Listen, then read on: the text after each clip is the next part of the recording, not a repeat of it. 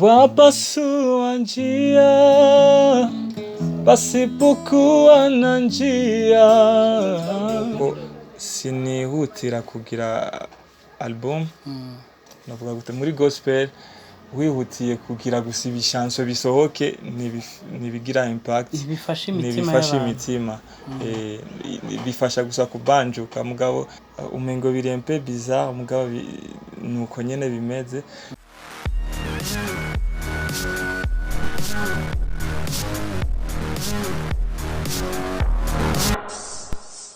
Nshuti na mu bakunzi ba BTV turabaramukije tongera tubaha ikaze mu kiganiro PPF show, ikiganiro twama tubazanira abantu batandukanye aho batubwira kahise kabo kubu eka mbere nakazoza. Uno munsi nkuko twabemereye mu biganiro bitandukanye bica kuri BTV ko PPF izokwirikira azoba ari y'umuririmbyi aheruka gutahukana ikibanza ca mbere mu kiganiro top 10 kubw'indirimbo yiwe yitwa Waweza. Uyo nawe sundi yitwa Daniston Uhuru, afite amazina menshi kumbura araza kutubwira byose.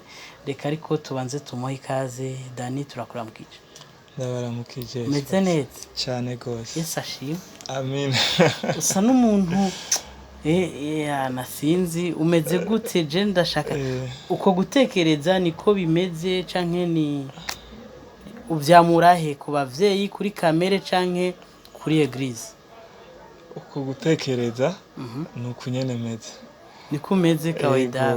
Mugabo hageze blague turatera blague, hageze none blague nk'ubu urashaka kuzitera ucangamutse cyane sana. Nizere rero ko kino kiganiro tuza kubatera blague. Tudatevye rero kino ni kiganiro PPF show, past, present hamwe na future, kahise kubu na kazoza. Daniston turashaka kumumenya kwanza, tumumenye yavukiye he, amazina yo y'ukuri, avukana n'abana banga, yize hehe. Ego. Okay. En fait Daniston amazina yanje ni Uhuru Radi Daniel. Uhuru Radi Daniel. Okay, ayo n'amazina abavyeyi banyise. Hama amazina nyene ya y'umurimo y'umuga niyo Daniston Uhuru. Ego navukiye Igoma muri Congo. Nakuriye Sud Kivu. Aha mu Burundi nahaje muri 2004. Rero kuva 2004 gushika ubu novuga gute, novuga ndavanze. Ego. Ni uvanze ushatse kuvuga ko harimo umwe mu bavyeyi bawe ari umurundi canke ni kubera ko kuva muri 2004 uri ngaha mu Burundi? Ego no, icyo nabivuga ko nuko abavyeyi banje n'abakongomani bose, mugabo kuva iyo 2004 ndino hama nikindi ndakunda iki gihugu. Iki Kirundi uri kuravuga nico wize kuva muri 2004? Nico nize kuva. Ntiwari bwaze gutembera ino canke wahurutse?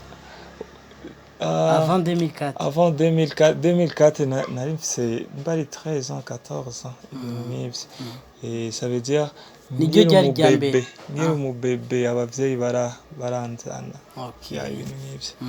Mugabo naje kubino depuis 2004 gushika. Barakwakiriye ndabizi, reka ariko nanje ndakwakira. Karibi wacu, karibi wanyu. Ego. Yes, biraryoshe cyane kubona baramaze imisi babibona ko hariho abaririmbyi wanashaka bavukenga canke abavyeyi bose ari abarundi ariko bataba bazi no kuvuga ikirundi kubera bivanye n'amakarti. Ahubwo ndashimiye abantu bose banyankurajije kugira ngo nshobore ega ntawo kumenya ko ikari cyo wize. Aho taniye na bamwita gute wa muririmvyikazi yitwa Lina Blanche. Nawe nyene no mu Tanzania ariko kubwa Vivi Muyomba yaraje ngaha aramenya ikirundi akivuga neza nk'abarundi kazi. Wow. Ego amashuri yawe wayigiye he? Okay. En primaire nayigiye muri Congo. Hama ngeze muri 6e naciye muri kuri ambassade. Centre scolaire congolais. 6e na 7e. 8e naciye nja kuri École du Progrès à Munyakabiga. Après 8e jusqu'à 11e. Donc 11e naciye nja kuri STI. STI. Après STI niyo naronkeye diplôme. Diplôme ya AD. Ya AD ariko wize ibiki? Nize informatique de maintenance. Ati rero uri umufundi. Ego. Turaza kubishika ko muri kubu kuko turaza kukubaza naha tugusanze turabona ama logo Afro Talent Club, turabona Shua Event Company, byose turaza kubivuga ko, ariko turashaka kumenya rero ukiri muto wari umwana ameze gute, mbe uvuka mu muryango w'abana bangahe? Okay, mvuka mu muryango w'abana indwi. Hama nkiri muto urugira kangahe muri abo bana? Ndi wa kabiri. Uri wa kabiri. Uri hejuru yawe n'umuhungu cyangwa n'umukobwa? N'umuhungu. Atari ino ari muri Nigeria. Ego. Hama nkiri umwana nari meze uko nyene. Mugabo nari mfise akantu ko gukubagana gatoya imbere uko nkizwa. Wakubagana muduki? Donc muduki ndi umuntu ashavuye arayagisa nabi. Niyo mpamvu une fois nkijijwe naciye ndiyaranja kugira ngo ico kintu nikize donc ndakwepa gushavura. Mbonye ukuri urazana gusa akantu kakure konshavuza nca ndabikwepa, soit nkagenda, soit nkahindura sije, soit kugira ngo simave arayagisa nabi. Donc nivyo nakubagana muri ivyo. Ari gihe nigeze kukubitana ku ishuri rimwe, n'ikindi gihe nigeze kubita umuntu. Donc ni ibintu nk'ivyo, ama reaction mbi yo gushavura nivyo bintu by'ubwana byo gukubagana nagize. Mugabo ibindi vyiza selon carrière musicale natanguye ndi muto nyene, kuva nkifise 3 ans 5 ans ndi muto muri chorale nyene y'abana. Hama nari mfise n'agatimu kanje à part k'abaririmbyi nyene bato. Nahora ngirisha n'ama competition jewe y'abandi, utundi groupe tw'abana nkiri muto nyene, environ 10 ans 12 ans avant ko nza nga mu Burundi. Nahora aussi ngiriki ntamba, bakadutumira tugatamba muri concert y'umuntu, bakaduha amahera byo gutamba ya muziki nyene y'aba Weransone ba Kofi, bakazivuza tugaca dukatika, hama bakaduha inota. Ego kumbure nuko ngira tutoronka amasanamu ya kera, byari kuryoha cyane, ariko ubu turi kumwe n'umuririmbyi. Abantu bariko baraturaba tutarabaha n'aka kapera, ifo turazi ko tuza mu kanya no gufata igitari ducuraranga, ariko turashaka wikore mu gahogo ku ndirimbo waweza, kandi aza kugufasha. Sagiye.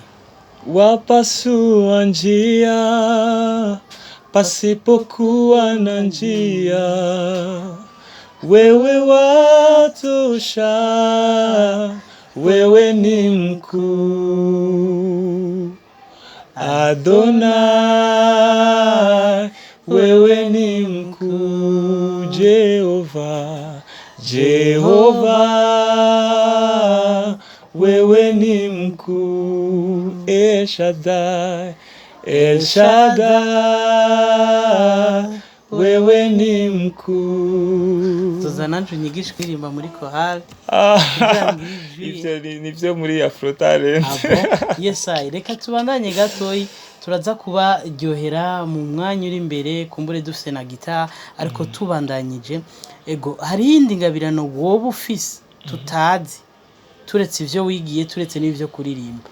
Kuko turazi ko umwana akiri muto arabafise utuntu twishakora, agakina basket, agakina holo, agakina ivy'abakobwa, ivy'abaho. Ni cahe ni yahe ngabirano hari na wozi gucapa? En fait James ngabirano nyinshi, ari gihe na jezi binanira kumenya zose kuzimenya zose ifu zivuge kuko hajya hari umuntu yaba avuga ati muri izo ngabirano ziyo ndakeneye kuko ingabirano turazi ko ushobora kuba ufise nk'ingabirano yo gucapa nkaca ndakuzanira ikiraka co gucapa ushobora kuba uzi gukora amamashini turashaka ubivuge nka cane izo benshi batazi. Ego en fait navuga ndi umubricoleur. Umubricoleur ça veut dire mu kirundi ni gute?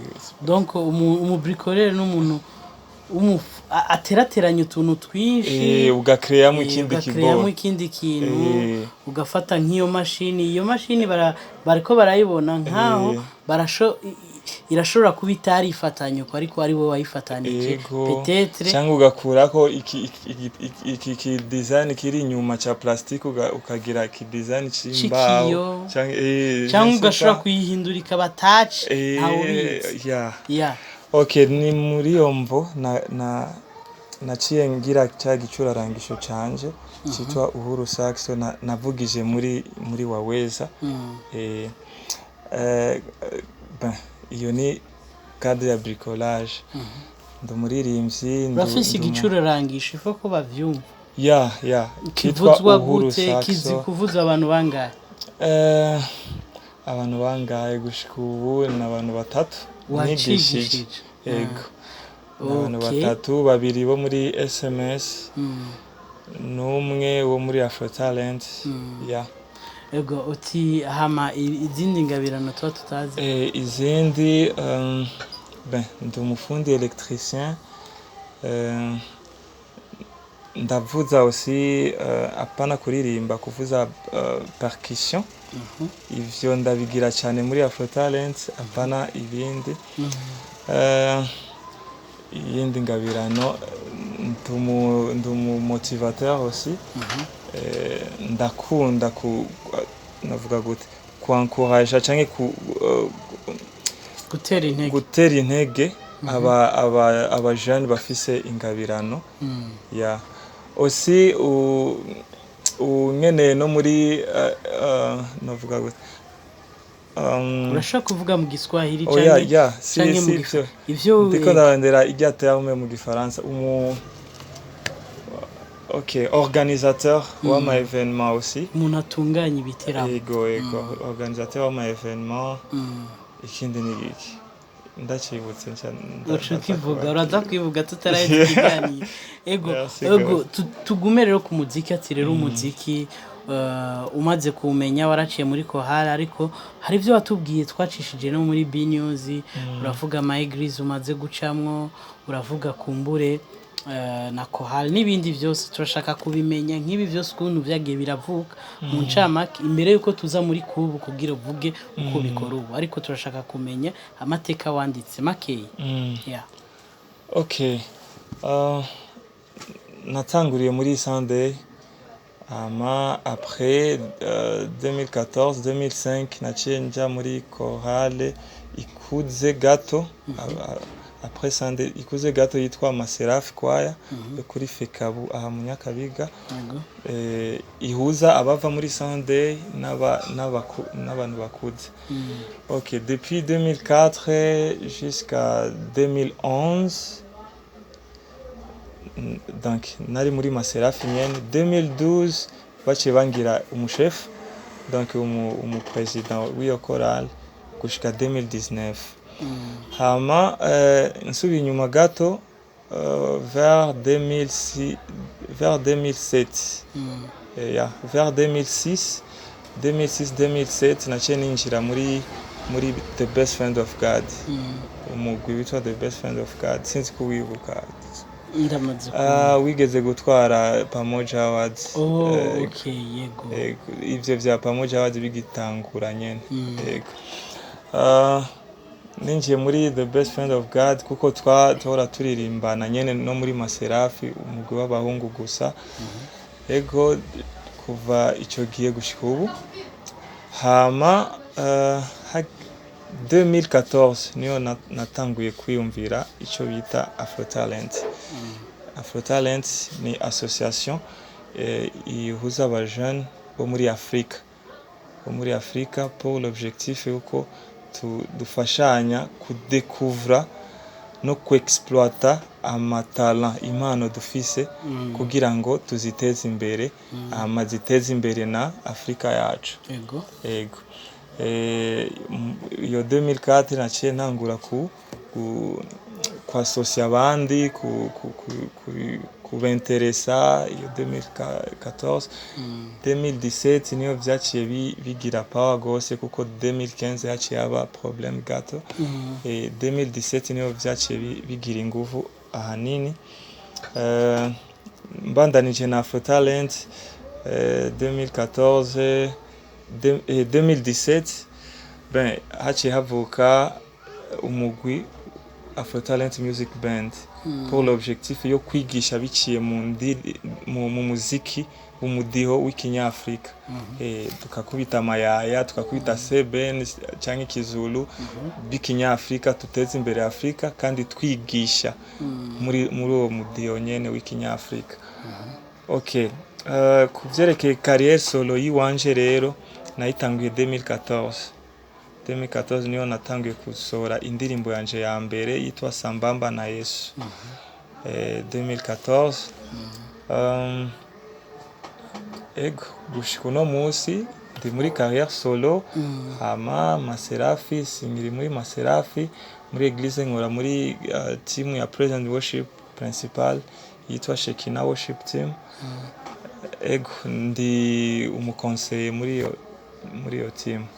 Ndibaza nagerageje. Hama ivyo vya Shua Events navyo vyavutse gute? Tukiri kwanza ku muziki wavuze carrière solo yiwawe, ufite indirimbo zingahe gushika muri kano kanya ziwawe? Okay, indirimbo zanje zimaze gusohoka mfise indirimbo zitatu. Kuva muri 2014 umaze gukora indirimbo zitatu? Why? Kubera iki? 2014 naciye nja muri Congo kugira ngo ngire album, mugabo bashahara baya concert ziteye ubwo namazeyo 2 ans mugabo sinareshije gusohora album yanje. Kubera concert nkabigira bigafudika, nkatangura bikagira ingorane, nkasubira bwa gatatu umuproducteur ngo ndavoyagisha. Donc harabaye concert yaciye amadone nkaza kuyakorera ino. Indirimbo ya kabiri yitwa Nouvelle Créature Floris niyo yayikoze F Danit. Ego. Hama ya gatatu yakozwe na Rush Pro kuri Django Records iwaweza. Ego. Izindi na makolabo. Izindi zirafise amasanamu izo zindi. Oya, waweza niyo ya mbere. Ego, nagerageje gutenyenya gato kugira ngo nzogire iri un peu présentable simfe kugira. Ego. Hama izindi na manani gusa na kolabo n'abandi ya. Yes, waweza kugira tuive ko gatoyi. Waweza n'indirimbo tubona wakoranije abantu benshi kandi ahantu muguma hamwe, ariko abo bantu tubona ko bitoroshe kubahuza. Twarabonyemwo twurumvamwo n'ijwi wavuze ry'umuntu atari ngaha yitwa Samuel Praise. Turashaka uduhe historique gato y'indirimbo Waweza. Wayanditse uri mu bihe bimeze gute? Yasohotse gute? Hama muri kano kanya iriko kugeza he? Ya, nayanditse umengo biri un peu bizarre mugabo nuko nyene bimeze. Nayanditse ndiko ndagira décor muri église. Turi kumwe n'uwo Samuel. Yarari no? Ego yakiri. Nayanditse vraiment famille yanje iri mu bibazo. Famille muhira? Muhira turi mu bibazo vraiment biri très sérieux. Ego. Hama ico kintu donc de nature kugira ngo n'exprime neza ibiri mu mutima ndabicisha mu ndirimbo. Ego. Ndabicisha mu ndirimbo, niyo mpamvu naciye nandika iyo ndirimbo.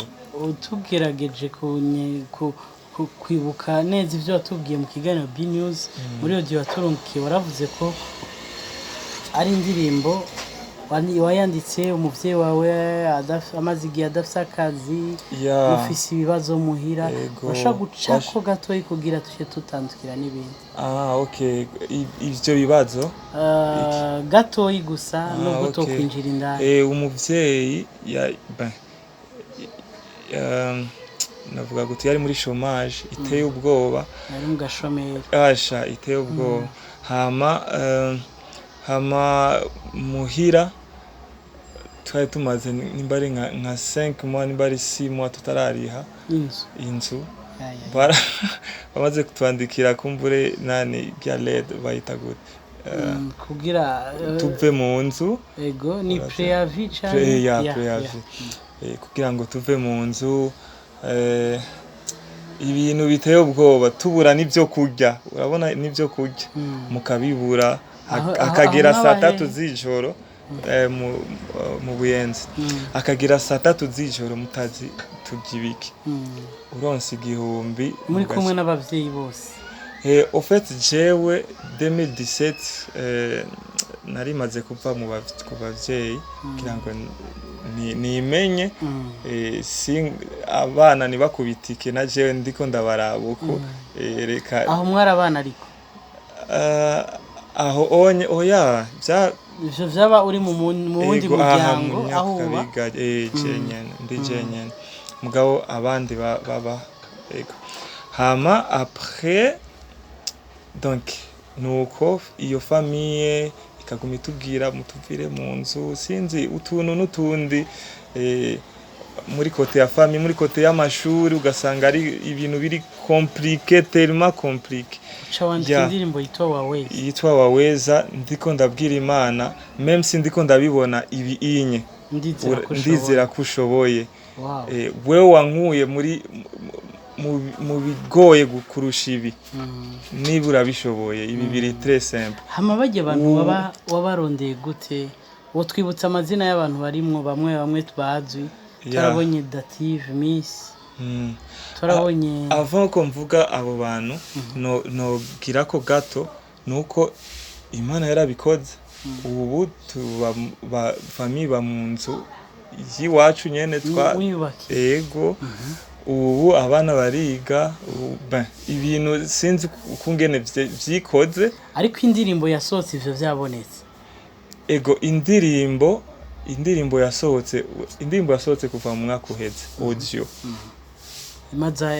imaze igihe kinini kuri YouTube ego yasohotse ivyo vyabonetse hama video niyo nasohoye bisigura ko nubundi indirimbo wayishize abona kugira ihumurize canke iremesha abandi n'abazoca mu bibazo bazomenye we ni témoignage urahamya neza urashinga intaye ko Imana kuko uguhimbaza ni duhimbaza gusa kubera twabonye Imana ikora ibi amatusha duhimbaza canke nitugirira Imana confiance kubera twayibonye gusikora nayo itarakora tuba turi siri uko ivyo tuyisavye itobikora ego ama ivyo vy'abantu aba personnage muri clip wisunziki okay mwarabonye Dative mwarabonye inde Chris SMS abantu bo muri SMS abantu Enoke BLM Arcelo sinzi n'abandi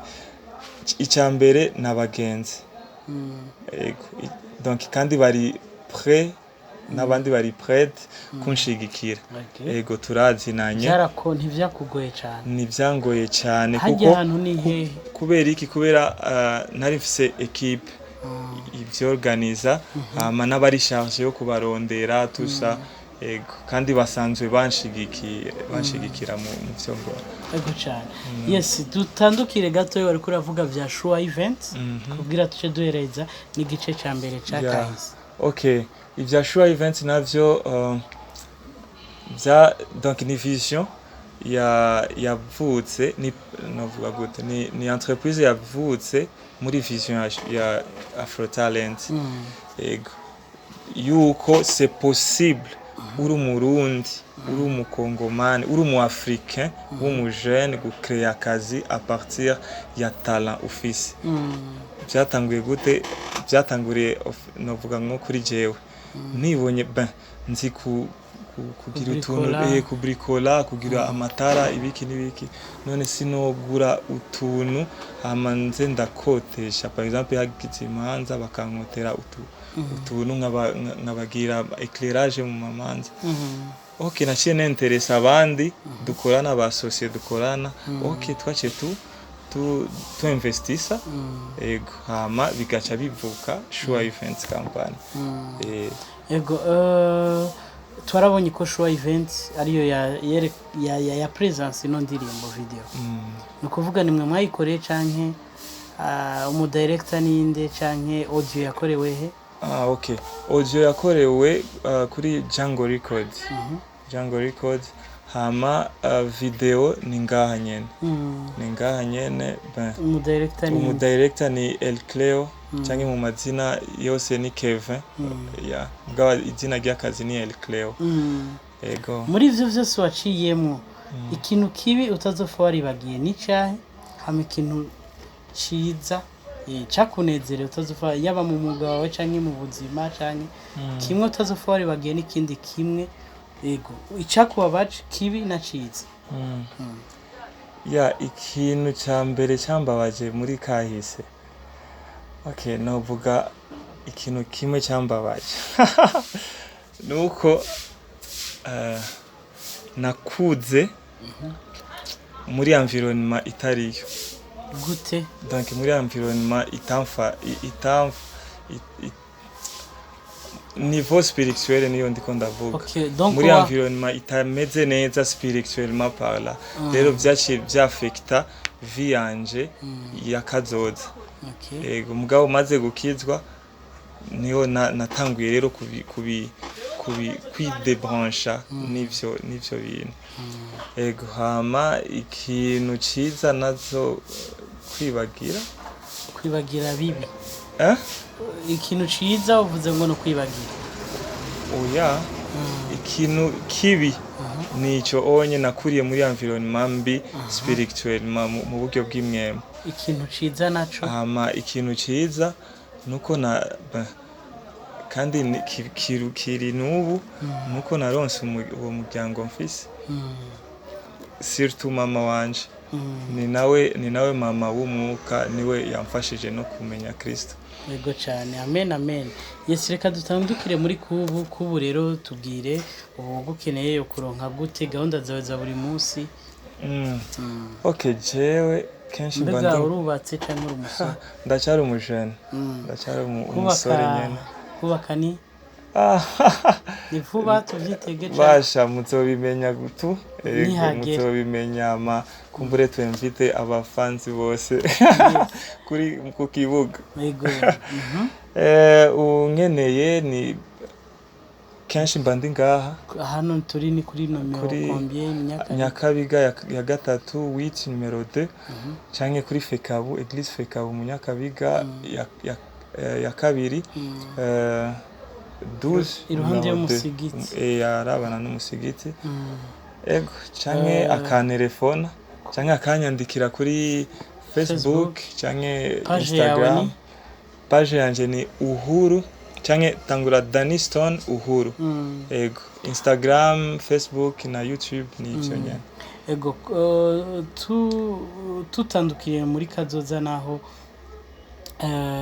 imigambo ufise ico utarashika ko wifuza gushikako ibitari banga urashaka kubivuga imigambi mfise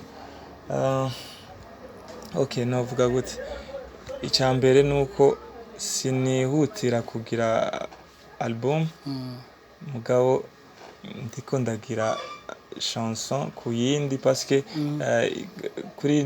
kuri niveau ya navuga gute muri gospel wihutiye kugira gusiba chanson bisohoke nibigira impact bifasha imitima bifasha gusa kubanjuka mugabo nta mitima biriko birafasha ok mugabo ndiko ndareva kugira donc chanson imwe binashobotse nkayisorera na video ego hama ndisi yuko nko muri izi 4 mois ndibaza hari iyindi ndirimbo ishobora gusohoka. Yego si Imana idufashije. Yego iyo niyo novuga imigambi yo muri uno mwaka. Kiretse nko muri début canke mi 2021 niho noshobora kugira igiteramo. Ego cyane turagushimiye kuri kano kanya waduhaye, twongera tunagukeza kuba warabaye wa mbere, byinshi warabivuze kandi no mu bindi biganiro babandanya bagukurikirana. Ikiganiro PPF cyo no munsi reka tukigarukirize ngaha, dushimire abariko baragikurikirana yaba baca no kuri YouTube, mwibuke kugira subscribe. Dushimire na Pick and Pro yari kuri kamera Patrick, hama n'abari mu binga bw'ivyuma Claude na Nestor. Nibaza ko tugomba tubasigire karaoke gatoyi hama tutosubira. Sinzi kara akajambo washaka kubwira. Akajambo novuga gusa nuko noshimira BTV yashoboye kunshira kwanza mu rutonde, yego bakabona ko nshoboye, hama nibi byose muri ko murakora ni kubwa avancement ya carrière yanje. Merci sana. Shimiye n'abafanzi bose bashoboye kuntora, yego ni by'agaciro. Murakoze gose, Imana ibahezagiye. Ciao.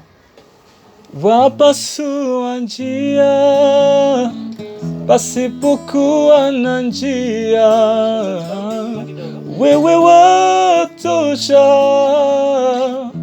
wewe ni mkuu. Wapasua njia pasipokuwa na njia, wewe watosha, wewe ni mkuu. Daddy Adonai, wewe ni mkuu. Jehova, wewe ni mkuu. El Shaddai, wewe ni mkuu.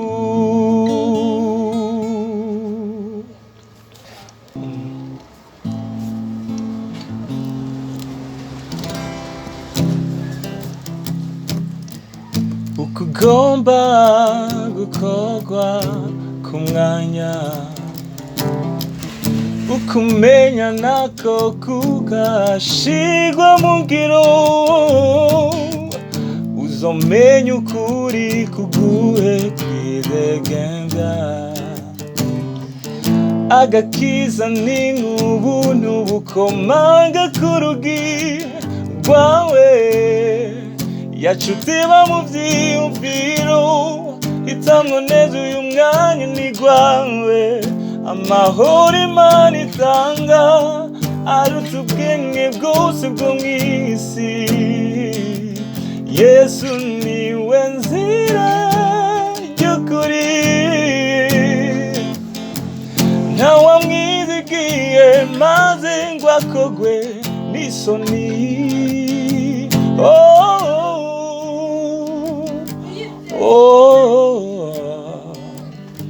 Hitamwo Yesu Kristu habubwami. Yesu niwe vyizigiro vyo kubaho, aracuye sumuhemu n'umwizigirwa, nshuti magara.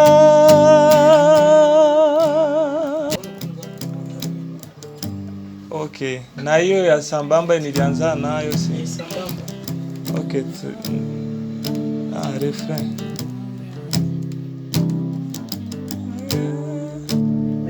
Sis, enjoy. Ni hivyo tu mpaka mwisho.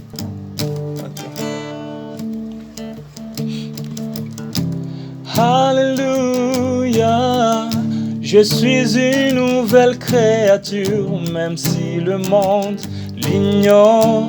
Pour moi, ça ne change rien. Il m'a sauvé. El Shaddai est mon papa, je suis obsédé de lui. Rien ne nous séparera.